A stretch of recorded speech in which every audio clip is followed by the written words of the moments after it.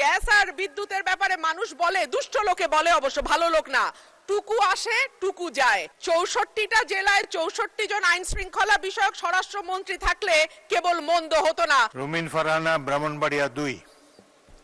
মাননীয় স্পিকার, আপনাকে ধন্যবাদ। মাননীয় স্পিকার, আমার বক্তব্য মূল্যস্ফীতিতে মানুষের জীবনে নাভিশ্বাস উঠা প্রসঙ্গে। 180 দিনের অগ্রাধিকার তালিকার মধ্যে এই সরকারের প্রথম 3টি কাজের একটি ছিল আইন শৃঙ্খলার উন্নতি, 2 নম্বরে ছিল দ্রব্যমূল্য নিয়ন্ত্রণ এবং 3 নম্বরে হলো জ্বালানি খাতের নিশ্চয়তা।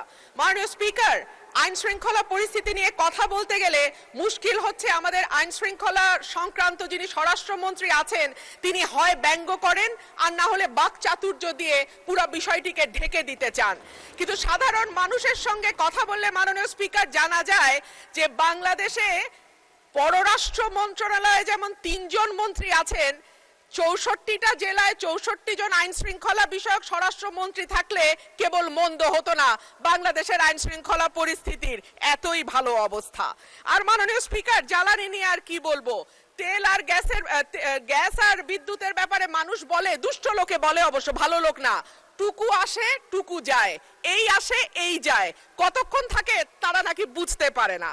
এইবার আসি মাননীয় স্পিকার, যখন তেলের দাম বাড়ছে, যখন বিদ্যুৎ হাহাকার এবং যখন গ্যাস পাওয়া যায় না, তখন 1 কোটি নতুন কর্মসংস্থান সৃষ্টি করবে বলে যেই সরকার প্রতিশ্রুতি দিয়েছিল নির্বাচনে, সেই সরকার ক্ষমতায় আসার 6 মাসের মধ্যে 62,000 লোক তাদের চাকরি হারিয়েছে আর 900-র উপরে কলকারখানা বন্ধ হয়ে গেছে। সো নতুন আর কর্মসংস্থান কি তৈরি হবে মাননীয় স্পিকার? যারা আছেন চাকরি করছেন তাদের চাকরি আর কতদিন থাকে আল্লাহ মাবুদে জানে।